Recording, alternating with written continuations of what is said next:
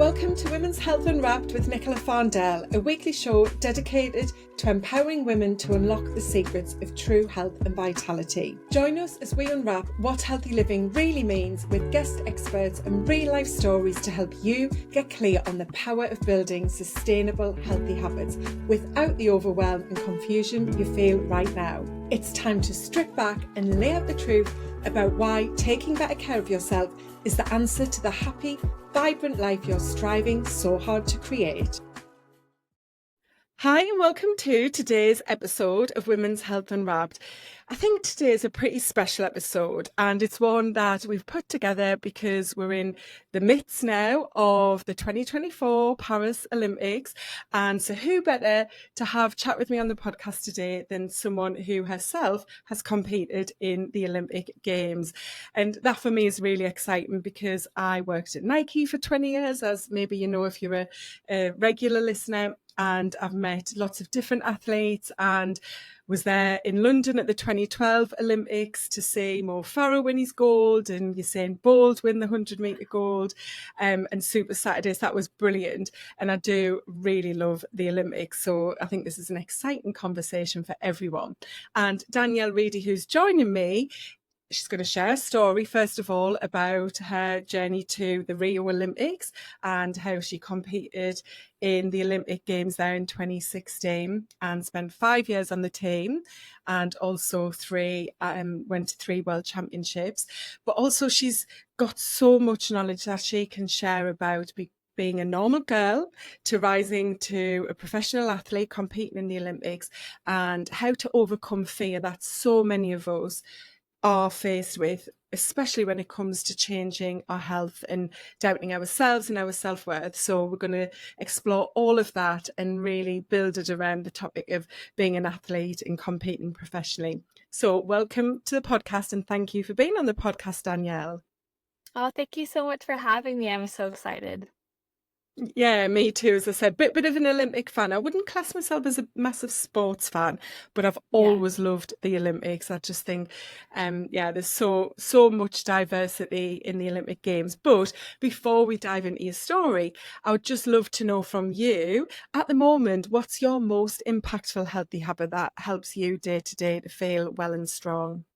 Oh, it's summer at the moment when we're recording this. So for me, especially because I do a lot of work, and this is a lot of us nowadays behind a screen with my clients, whether it be on podcasts or Zoom or, through social media. So my healthy habit, and I did this before this recording, is getting up in the morning and going for a walk and just letting myself be outside, get some vitamin D, get some sunshine and some fresh air. And then also doing that in the evening as well, especially with the long days that we have. I know it's the same in England and in Canada. Like, if you can have that, because there is a portion of the year where it is dark very early. Like, I've noticed that has just such a powerful effect on my mental health and also helping me reduce my screen time, because we all have so much nowadays and there's some that we can't avoid. But if we spend less time on screens and more time in nature, we are going to feel better. We all know that. So that's been really helping my mental health and well-being at the moment. Oh, fantastic. Yeah, I'm a big fan of getting outside as well. And there's so much science behind it now and how, because of how we've evolved, being outside in any sense, it doesn't have to be the best and most scenic, nature place that you're walking in, but just to be outside. And if you can see some greenery, even if it's in a park, it's just has those really profound effects on your brain and your mood and your energy and so on. So yeah, fantastic. And whereabouts in Canada are you, Danielle? I was born and raised in Vancouver, Canada, and my life kind of took me around the world and ended up me back up here at the moment. So I'm very lucky that I get the ocean and the mountains all within my view. So but at the same time, we're similar to over in the UK. We have about 6 months of really bad weather. So when it is sunny, we have to make the most of it, right? Yeah, and sadly the UK gets less than 6 months of sunshine, that's for sure. And it's very, very warm as we're recording this today, which is so unusual, but we can't complain because we've had a pretty dire start to the summer.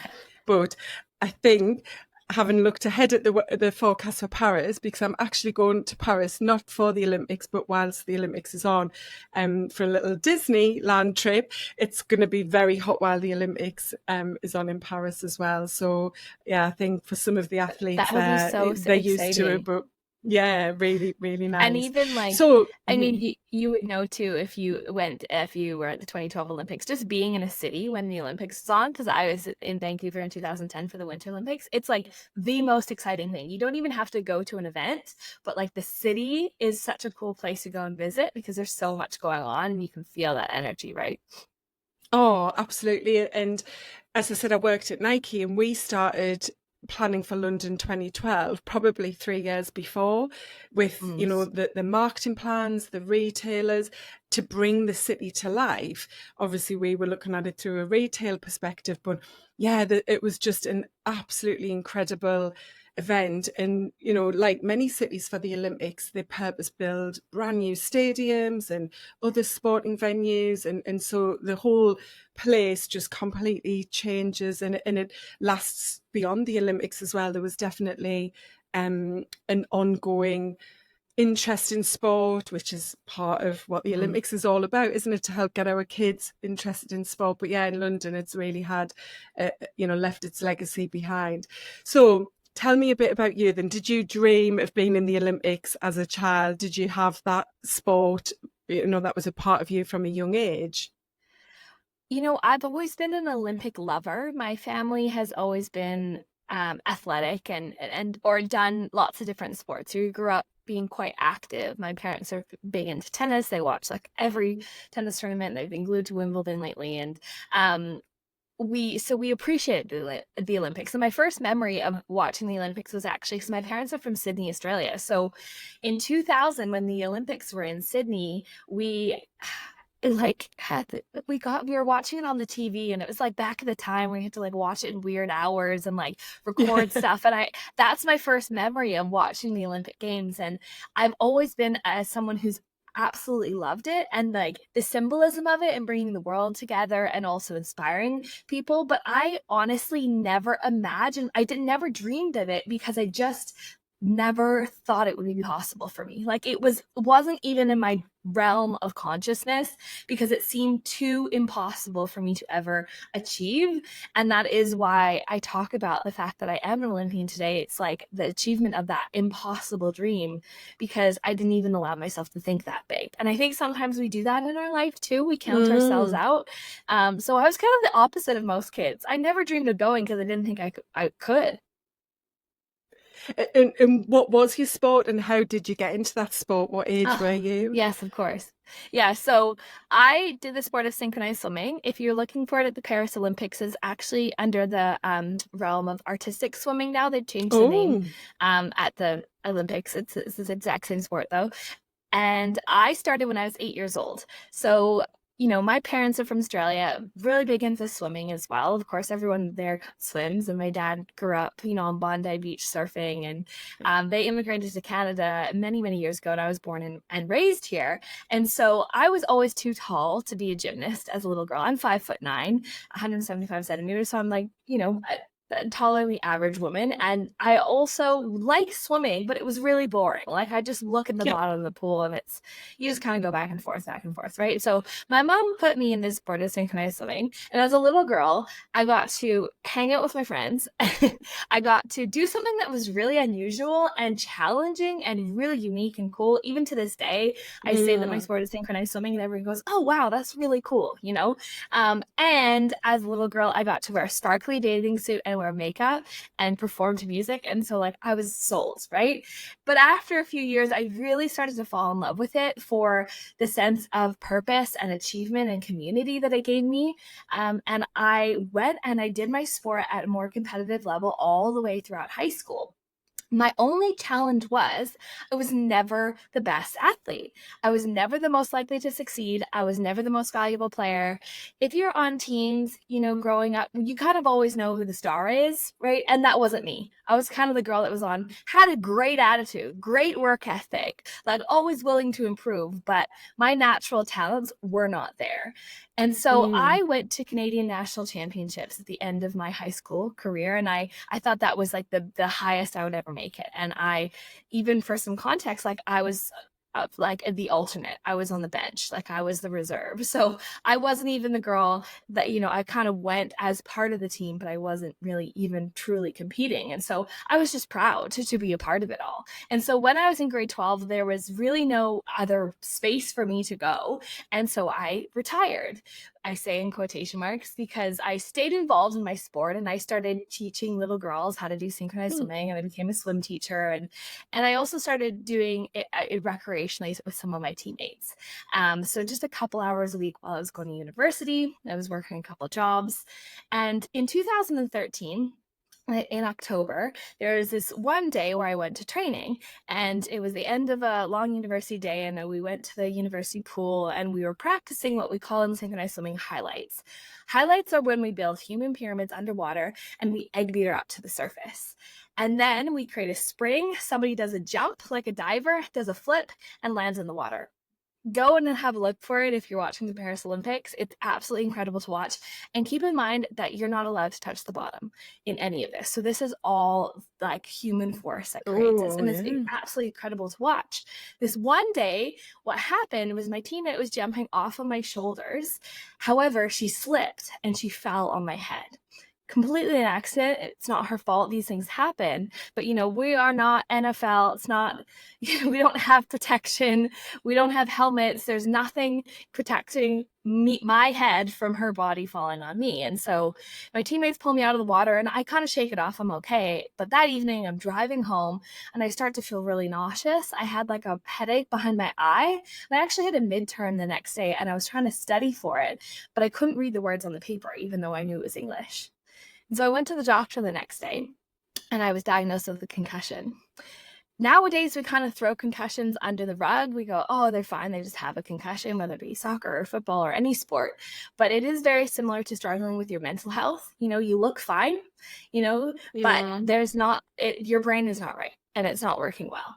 And especially as someone who, I always identified as a busy person, it was just really challenging for me because the only way to recover from a concussion is to rest. And no screens, no phone, no TV, no exercise, no stimulation, lay in a dark room and rest. And that's how your brain recovers. And concussions are still something that, the science world is trying to wrap their head around. Like, how can we, make people get better faster? And honestly, rest is the best way to do that. But it's incredibly challenging. And, a side effect of concussions is depression. As you can imagine, not only do you get everything taken away from you in your life, but you have to lay in a dark room for a month. Like, it's not a recipe for happiness. And so it was really a time where I started to really kind of felt like I was cursed. I was like, what did I do in my life to deserve this? And it was a really challenging moment and a challenging period. And so at this time, it was over my birthday. I'm born in November. And so the day after my birthday, I'm talking to a friend of mine, and she's been a good support for me in this whole concussion period. And also in all of this, I had to drop out a semester of university. So like everything was taken away from me as what I felt. And so at this time we're on the phone and she gets a ping from Facebook Messenger while we're talking. And it's a very small sport in our world. And so she gets a message from the assistant national team coach of the Australian synchronized swimming team. And she asks her, because she, funny enough, is a previous teammate of mine, so she's a synchronized swimmer, and her dad is Australian. They ask her if she would want to come and try out for the Australian team. It's 2013, so after the 2012 Olympics, a lot of the Australian team retired in synchronized swimming, and they were looking to rebuild the team so they could qualify Australia for the 2016 Olympics. And as a friend, I was like, oh my gosh, this is amazing. You got to go for it. Like, I believe in you. I think we often do this with our girlfriends. We're like, we cheer them on, but we count ourselves out. And so after about half an hour, she turns around, she looks at me And she's like, Danielle, you could do this too. Like, why not you? I kind of laughed. I was like, are you kidding me? Like, it's no secret that I was never the best, and I'm also concussed, and I also have like a laundry list of reasons why like I would never make it. But I also had this moment. I've always kind of been a bit of an old soul, and grappling with this opportunity, I realized that this is not something that happens twice in a lifetime. This will not happen again. And if I'm laying on my deathbed one day and looking back at my life and all the decisions that I made, what decision would I rather that I had made? Because of course it scares the living daylights out of me. Of course I'm afraid of what people are going to think of me. Of course I'm afraid of people judging me, thinking that I'm crazy. Who are you to go and do this? But I'm more afraid of wondering what if. I'm more afraid of wondering who I could have been if I was brave enough. I'm more afraid of living a life of regret because I was scared. And even though I was so terrified of everything what people were going to say to me, I was more scared of that regret and that what if. And that little realization and decision gave me like a flame that helped me not only start to recover from my concussion because I had a reason again, but also go after this crazy, impossible, wild dream. And so within 6 months, I ended up officially dropping out of university, packing 2 bags. I had my Australian citizenship in hand, recovering from my concussion, moving across the world to Perth, Australia, where I didn't know anyone. I have family in Australia, but they're in Sydney. It's a 5-hour flight. It's not close at all. And naively and beautifully going ambitiously after this dream. And in all of this, I knew that I wasn't the best athlete, but what I decided is that I'm going to give it my all. And my all for me means working hard. My all means working on my mind, being a self-aware human being, taking on feedback, learning from other people that have walked before me. And even though I was never the most physically talented, I'm not the most flexible, I started improving and I started getting better and I started like doing like really well. And I ended up making the squad. We ended up in 2015 beating New Zealand to qualify for our Olympic spot. And in 2016, when I made the team, I went from the bottom of the team at the very beginning to I qualified 4th as part of the Olympic team that made it to Rio. And so there's a lot of ups and downs in between all of that and all of that journey and so much challenge, so much adversity that I overcame. That's a little bit of a synopsis of my story. Oh, that's incredible. There's so much I'm ready to unpick now about this, but I just want to ask you, have you read the book by Bronnie Ware, The Top 5 Regrets of the Dying? She's an Australian author. Yes. I don't know if I read it. I don't think I read it before I made that decision, but I've heard about it since.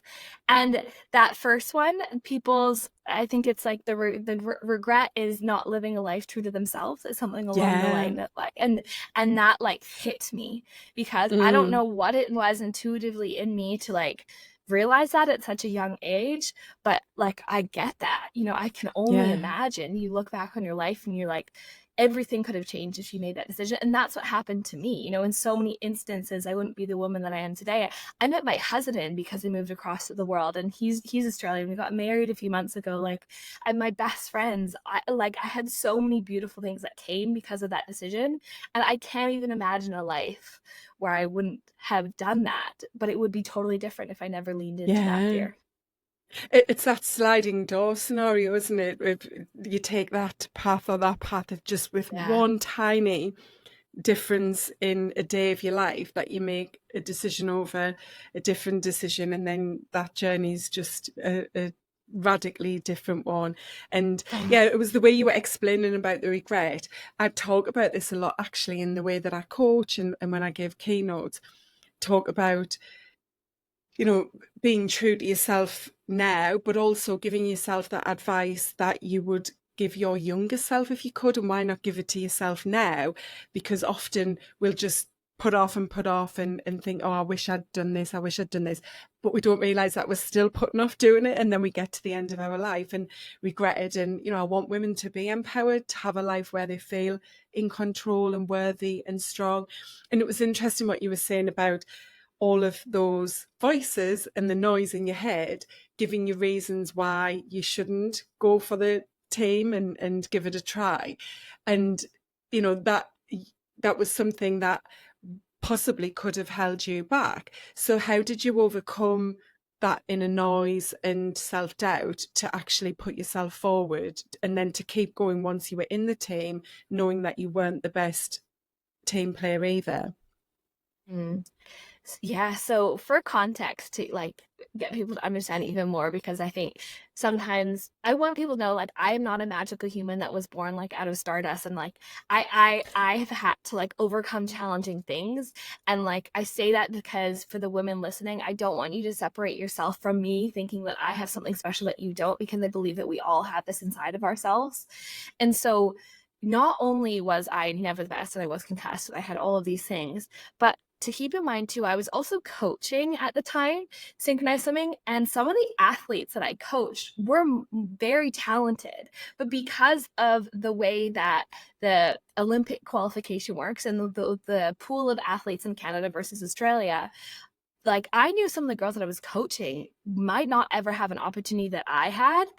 And like girls that I used to swim against might not ever have an opportunity that I had. But because me and my friend both have Australian citizenship, we have this opportunity. And so the guilt that I had to like grapple with is like, like, how did this happen? Like, how did I get this lucky? Like, how does this seem even fair? And I think sometimes we also, as women, we hold ourselves back because, especially those of us that are kind-hearted and empathic, like we see the injustices in the world and we go, well, it's not fair for everyone. So like, how dare I go after this? And that was a huge, huge thing that was like holding me back. I'm like, what are these people going to think of me? Like, who am I to do this? Like, who do you think that you are? Right. And a part of what fueled me as well was making it bigger than myself, because I had this realization that it's like, if I can do this and I feel so grateful that I've had this opportunity, how could I do something with this that is bigger than me, that is for women, that is for my sport, that is for all these humans in the world that I can positively impact? And I think about that with like the guilt that sometimes we like make ourselves feel as women. If we realize that we can, like, guilt isn't helpful unless we do something with it. And so if you, instead of like just letting yourself sit in guilt for an opportunity that you've had or privilege that you've experienced or whatever, what can you do with that guilt that has some type of positive impact? Because if you realize that, you know, all of us have been given different opportunities in this life, and all of us, you know, have different opportunities, but what are we going to do with it? Right. And so for me, I was like, if I'm going to go after this, I'm going to do it for me, yes, but I'm also going to do it for something bigger than me. And so I made this like vow with the universe. I was like, if I pull this off somehow, I'm going to spend the rest of my life helping, because I feel like it's my duty to give back. And so that was part of it. But then the other side of it as well was realizing that I think when we think about taking a hard path or a hard choice, as humans, we go, this is the hard path and this is the easy path. And this is the path of least resistance and this is the path of resistance. But what I kind of made myself understand is that both paths were hard. I had to choose a path, but I had to realize, what hard did I want to live with? Did I want to live with the hard that I'm going to have to deal with people probably judging me, probably talking about me behind my back, probably saying, who does she think that she is, maybe failing? Or do I want to go down the path of hard, of wondering who I could have been and wondering what if for the rest of my life? Because sometimes I think we tell ourselves that we can take the easy path and then it'll all be fine. There's hard things that we always have to face in life. And if you realize your choice is actually between one hard and another hard, and you're going to have to live with one of the hards, but which hard do you want to live with? That was such a powerful thing for me to realize, because I was willing to deal with the heart of judgment and possible failure, so I didn't have to deal with the heart of what if. And that's the mindset shift that continues to help me in my life now. That's a beautiful way of looking at it and reframing it, isn't it? To help you make decisions that sometimes might feel very clear, because as you said, you just think, right, I'll take the easy path. But reframing it like that just brings a whole different perspective, which is completely right. neither path is going to be easier than the other. They will both bring challenges in different ways. So I'd love to dive into that self-worth bit a little bit more, because the fact that you had those fears and thoughts about judgment is obviously a what's the word? It reflects on your own self-worth, to even have those thoughts that and care about what other people might think and say about you. So what have you done? So this is a big part of now the work that you do. What have you done to help build that self-worth so that you don't even have those thoughts or let those thoughts intrude about what others might think and say? Just to like be totally authentic, it's not that that self-worth, like that lack of self-worth goes away. It's just that it Yeah. gets a lot smaller, right? And I think Uh-huh. that every human being has that voice in their head. It's just how much we let that voice speak and how much we let that voice drive our life. And so that voice is still absolutely there. And one of the things that really helps me too, my deep core belief for a long time, and it's still there in aspects, and I'm grateful for that, was that I'm not enough. I'm not good enough. Right. And I will never be good enough. However, I realized too that that voice can be my fuel, because luckily there's a stubborn person inside of me. And I'm proud of that stubborn person, because I wouldn't be an Olympian today if I didn't have that voice, because there is another side of me that goes, I want to prove it wrong. I'm going to do everything in my actions, in my goals, in what I do in this world to try and prove that voice wrong, so that I have the power to go after and do what I want to do. And so it's how you let that voice fuel you, because sometimes we can let that voice fuel us and totally collapse us, right? Overwhelm us in anxiety, overwhelm us in fear, and keep us small. Or we can go, okay, I hear you, voice, but you know what? Let's go. Let me show you. Let me show you who we can be. And I'm so grateful for that. And that's really, that duality has really helped me, because I think sometimes in this whole like conversation around personal development and self-worth, we think that we want to delete that voice for good and that that's the goal. But it's just being willing to learn how to dance with it and knowing how to be in the driver's seat of the voice, so it doesn't run your life. And I also 100%. Yeah. realized too, like it comes from, it's self-worth is a muscle and we have to build it. And a lot of us, we have it when we're little kids. I mean, you see kids, like their little confidence is so adorable, right? And then just through life and our beliefs, it just gets diminished. And so what we have to do is we have to build the strength of that muscle again. And that comes from like tiny, tiny, tiny daily actions or conversations or thought reframings or podcasts that we listen to, or going and like wearing the outfit that you want to wear, even though it scares you because you don't know what people are going to think of you, but it makes you feel good, or going and like going on the date with that person, even though if they intimidate you because you don't know if you're worthy to, be there with them, or, letting yourself have that promotion, even though it absolutely scares you because you wonder if you're worthy of it. We have to do those little uncomfortable actions consistently to start to like rewire that in our brain and build that muscle of self-worth. And then I think the third part as well, which has really helped me in the work that I do now, and I'm sure that you resonate with this, it's understanding where that voice has come from and looking back at our past. Is that from my mother? Is that from my father? Is that this is an experience that I had growing up? I was bullied a lot when I was a kid. I was really quiet, really shy, which I laugh at now because people probably wouldn't think that I was a shy kid. And where was this belief inside of me built?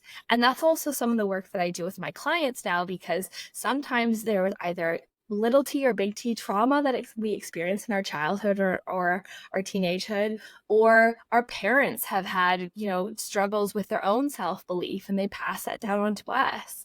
A big thing that I had to work on rewiring was like, and still working on rewiring is my relationship with my body and how I speak about my body, because my mom had a really bad relationship with her body and how she spoke about her body and food and her relationship with food, and I saw that growing up.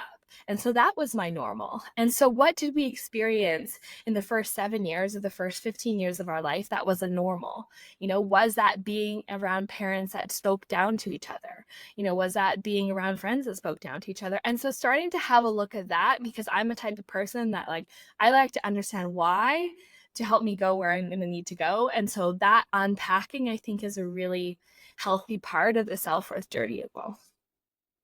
Absolutely. And I think it's a very empowering piece of it, because it helps you to separate that voice and those thoughts and beliefs to who you really are, because most of us think we really are that inner voice, that's just us, but it is two things. And as you said, it never goes away. It's there, but we, through rewiring our brain and changing our habits, can learn to lessen the voice, change some of the things it says, but there will be times when it just pops back up to say, don't do that, this is going to happen to you, or they're going to think this about you, trying to protect you. But when you know that, it's really powerful, because you can then separate yourself and go, actually, no, I'm fine. I know I want this, and I know I'm going to do this, and I know that I can handle whatever it might be that is a worry underneath. And thank you. And I've personally done a lot of work on myself around that self-doubt and imposter syndrome, and looking back through my life journey at where that comes from. And it's not necessarily that you've had a difficult or an upbringing where there was a great deal of disruption or trauma or hurt. It can be very normal and a very happy childhood, but it's just things in your environment that create these beliefs, isn't it? So when you were at the Olympics, how was that in terms of the way you felt about your self-worth and your right to be there as an elite athlete? Yeah, so by the time I got to the Olympics, for a bit of context, I had competed in a lot of other world competitions, and so I started to get more normalized to that bizarre environment. But the first couple of times I went to these international competitions, of course, I had to oh my gosh, who am I? Who am I to be doing this? This is crazy. And that feeling of imposter syndrome. But one of the things that I love about my sport, and this kind of goes for performance-based sports, is that you have to embody confidence, because if you don't, you look ridiculous. And I learned this growing up as a little girl, because I never felt confident. But if I walked out there and I had my shoulders down and my head down and I went and did it with the lack of confidence that I felt, I looked ridiculous. However, even if I didn't internally feel that, if I just pretended to be the version of myself that was confident, that was brave, that had pizzazz, that just let myself shine, that looked incredible. This is why we see all those videos go viral with that one little kid at the dance show that's just going crazy, right? I say this I said this on I said this on podcast all week, and everyone knows, because we've all seen one of those videos where it's just that one kid, right? And they're probably not even necessarily the greatest dancer, but they're just being themselves. And I started to see that. And I was like, okay, I don't want to be the girl that looks unconfident, even though I feel that. I want to be the girl that looks confident. And so I say this, and I know a lot of people don't like this statement, but I do. I would say I'm just going to fake it till I make it. And it's not that I'm going to fake it and be an inauthentic human being. For me, fake it till I make it meant I'm going to be the version of myself that I wish that I could be in this moment. I'm going to embody her so that I can go out there and do this thing. Right. And so that means as well, our posture has such a huge impact and on our mental state. And for me, and in our sport, we have to have good posture. So shoulders back, chest up, chin up. I even say this to my women in my coaching that I do now. Even as you're sitting there, hold yourself with good posture. It's totally going to change your mental state. And so all these little things over the years of competing started to get me in this mindset where and also for context, I put in so much work. I moved across the world. We weren't paid athletes. I was working in a bar. I was coaching synchronized swimming. I was totally broke. I was training 60 hours a week. I earned it. I know that I earned it, and I put everything into that. So when I got to the Olympic Games, it was this incredible, surreal, pinch me Disney movie moment where I'm holy doodle, I'm here. And also, I always say this because I love it. it's such a moment of humility. When we left Australia, we had all our Olympic gear on to fly to the Olympics. People were taking photos with us in the airport, like felt like superstars, right? We're like 400 of one of 400 of like 25 million people that are in the US, in Australia. We go to the Olympic Village, and all of a sudden, everyone at the Olympic Village is an Olympian. And I'm one in 10,000 Olympians, and I felt all of a sudden incredibly unimportant. And I say that because I think it's like a good moment of humility of that like we all have in life. Like sometimes we can feel incredible and amazing, then we go into a crowd of amazing people and we feel less than. And that's just the experience of life. And I had to normalize like a bizarre reality, because what I realized is like if I'm freaking out every day and like this is so cool about the Olympics, like this is amazing, I'm not going to be able to perform and like do what I need to do for my team and my country. So I had to like regulate my nervous system to be like, it's normal that I see celebrities, it's normal that I just met the king and queen of Denmark, it's normal that I just met the prime minister, it's normal that I see people walking around with gold medals and TV and camera crews everywhere. Like I had to normalize that reality. And I even say like this is such a really powerful thing for you to do if you're ever wanting to like reach a goal or manifest another level. Like normalize the next level, because the people that are there, that's their normal. Like they don't walk around every day being like, oh my God, this is so cool, right? They will, this is my normal reality. And so I started to realize it's like, if I normalize this next level thing, I'm actually worthy, and I'm here, and I get to be here. And it was a really cool like mindset shift for me to experience. And then being at the Olympics in so many ways felt like so surreal and so incredible. And the duality is like, I had to be so focused. Like we trained every day for 6 hours a day minimum up until I competed. And so it's weird to think like people are winning gold medals, the TV crews are everywhere, and I'm just going to training every day. And so it was this like magical reality polarized with this, like you had to just make things normal. And I remember when I went and I ended up competing, I swam in the free routine and the tech routine at the Olympics. And so I got to swim a 3-minute and a 4-minute routine. I swam for 7 minutes. My entire synchro career went down to 7 minutes. I've swam so many other competitions, but everyone only cares about the Olympic Games because it's the Olympics. And I remember standing up there on stage afterwards, and it all felt like it went by in the blink of an eye. And I had this moment where I was like, oh my God, it was never about that. Like it was never about those 7 minutes. Those 7 minutes made me an Olympian technically. However, it was about the woman that I became. It was about the experiences that I had. It's about the like hardships that I overcame. It was about the friends that I made. It was about the adversities that I faced. It was about all of that. Because if you took away those 7 minutes, I would still be the woman that I am today. But if you only gave me those 7 minutes and you never gave me any other piece of the experience, I wouldn't be able to sit here with you today and talk about this, but I would have the title of being an Olympian. And so I say that because it's this cheesy statement, is like, it is about the journey. And I think that so many of us put our happiness on a pedestal, and we think that we're going to achieve it when we get the thing, right? We get the weight that we want, the money that we want, the promotion, the career, the relationship, the baby. We go, if I get this, then I'm going to be happy. Yeah. And the reality is, it's about the journey of who you become. It's becoming her, it's about becoming that woman that does it, that goes for it, and who you see yourself as on that journey. And that's where your happiness comes from. Because I've had so many women that I've talked to that are like, I got the house, I got all these things, I ticked off all these things. Why don't I feel happy? Because we can't put our happiness on the finish line. Our happiness comes with us on the journey, and we have to find it, and we have to cultivate it, because that's what life is. We don't want to live this life to take a list of achievements with us to our grave. We want to live this life so we feel it and we experience it and we laugh and we cry and we feel the feelings and we meet people and we overcome things. That's what life is about. And so that was such a beautiful realization for me in my Olympic journey. Oh, I love your passion talking about this.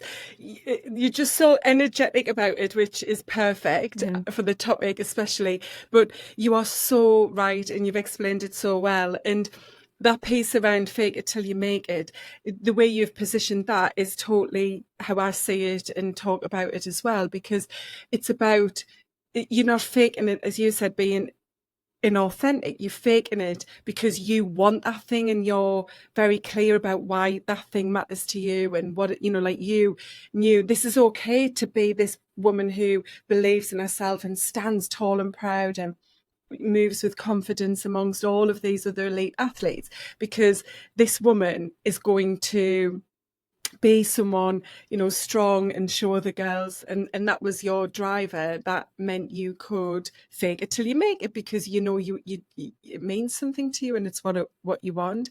And I think what you've touched on with the happiness, especially in the sporting world, we do hear talked about a lot from athletes who win the main prize, the gold medal at the Olympics, or they win the football championship or World Cup, and they've spoke about how the very next day they just think, okay, well, I'm not happy, and now it's just life back to normal, and they, in retrospect, look back and realize that they didn't appreciate that journey and didn't appreciate it was the whole journey and process itself, as opposed to just lifting the trophy at the very end point.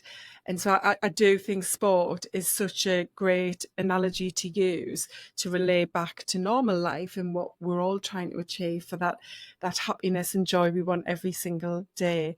So I've really enjoyed chatting with you, and I guess we've got to let people know, did you win? Did you pick up a medal at the Olympics?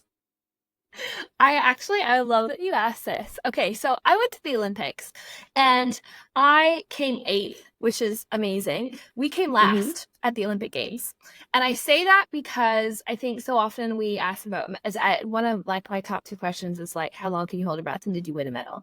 And um and I say that because for me it was like that accomplishment of getting there was enough. And Yeah. also in an artistic sport, it's very different. Like what also when you're in the niches of your sport, a lot of the times you kind of know who's probably going to win, like when you already get there, because you've been going to competitions all year long where you see these people Mm-hmm. winning. So we went in there, not thinking that we're going to get a medal, not from a lack of motivation or lack of inspiration, but we were like, we're going to do the best that we possibly can, and that is good enough. And I think that's such an like important thing to say, because we glorify the gold medal winners and silver medalists Yeah. and bronze medal winners, as we should, because it is an amazing accomplishment, no doubt. But for me, I went and we came eighth, and I'm so proud of that. I had no piece of shame in that, because I get to say that I'm an Olympian. I get to say that I had all these incredible experiences and learned all these lessons. And I'm proud of our performance, and I'm proud of our team, and I'm proud of everything that we overcame and worked through to get there. And in life, I'm like not a believer in like participation medals. Like we are gonna lose sometimes. Like people, not everyone comes first, and that's just life. But we have to remember too that that placement doesn't devalue our worth, right? Because I think sometimes we put that number or that placement on like, oh, when I get this, then I'll be worthy. No, no, no. I know I'm worthy because I am, and it doesn't matter if I didn't win a medal. And I'm so proud of the women that did win medals, and that's incredible. And absolutely like credit to them. And I'm enough even though I didn't.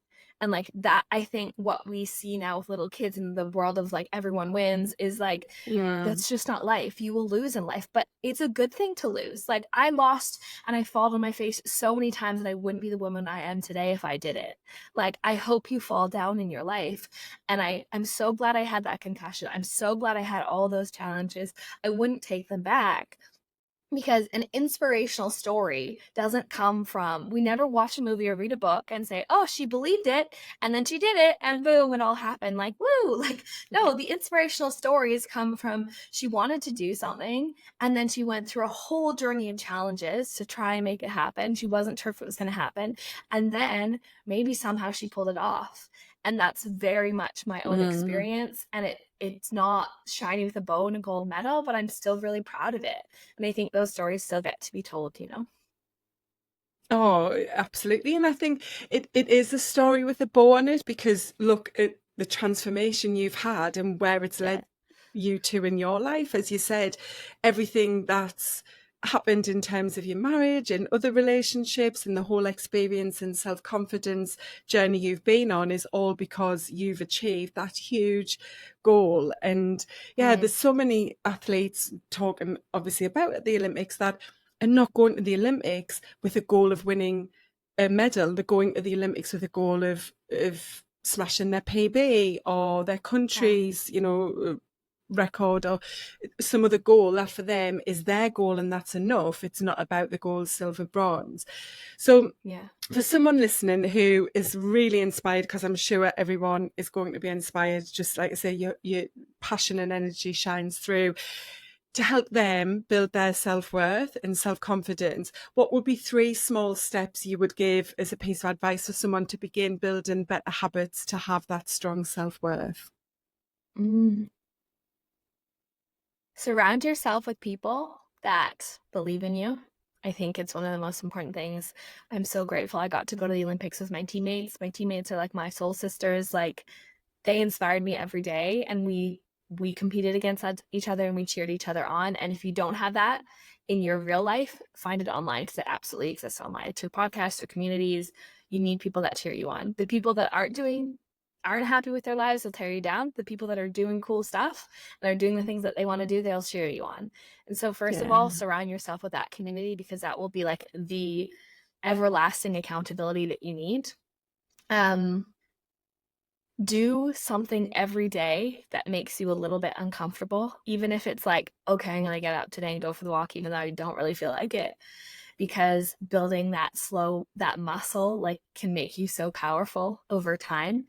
And if you can take time every day to like mentally check in, but not from a place of beating yourself up, because I think we do that as women. We go, oh, I didn't do this.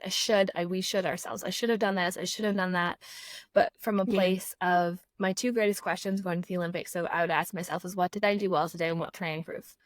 If you can ask yourself, you don't have to write it down. You can if you want to. If you can ask yourself that every day, you are going to be a like self-improvement machine. So surround yourself in environments that support you.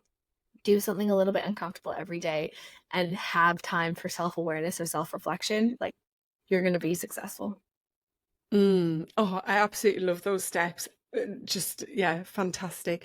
So, if someone's listening and they're thinking, I need Danielle in my world as part of my support group that feeds my brain with positivity and drive and passion and all of that good stuff, where can they connect with you? Yes. So my main place that I'm on is Instagram. It's called the Danielle Reedy, Reedy. Come over there. You'll see what I'm up to, what I'm doing. I have podcasts that I put out as well with inspiration and motivation. I also run workshops and programs and do coaching.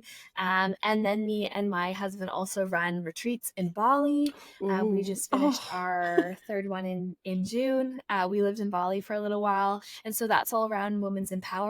And so we don't have the dates for 2025 yet, but you can join the wait list if you're interested, if you've always wanted to come to Bali. We live there. It's a really, really special place. And it's just an incredible experience. I have a lot of videos on my Instagram showing a little bit about the retreat.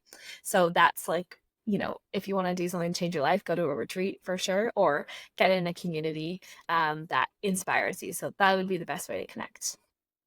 Oh, I think we all need to get that Bali retreat on our vision board. It sounds absolutely amazing. And I just watched a film the other day, a rom-com with Julia Roberts and George Clooney set in Bali, and it was just Yeah. spectacular. Yeah, it's quite a fun Yeah. one, isn't it? But just the Yeah. scenery was amazing. So I'll definitely be checking your Instagram out myself. And you're so right. The things you feed into yourself, which includes social media, from a very big perspective for most women, is very important. So make sure you curate that feed to be one that is absolutely helping you to become that person you want to be. And yeah, I think having a look at some of your stuff, including the retreat, would be great. Great food and fuel for our brain. So Absolutely. I massively appreciate your time. I know you've had a really busy week trying to help everyone, get excited about the Olympics by sharing your story. So thank you. And just, good luck with this next chapter and season of your life. Thank you.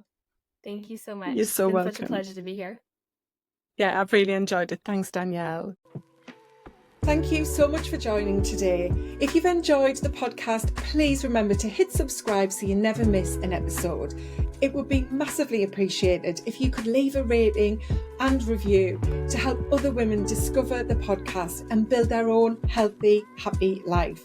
If you're struggling with the changes perimenopause is bringing your way and you're ready to reclaim your vitality, to embrace this new chapter of your life with confidence and joy, then why not download our free guide, 10 Ways to Feel Good Again, your perimenopausal revival guide.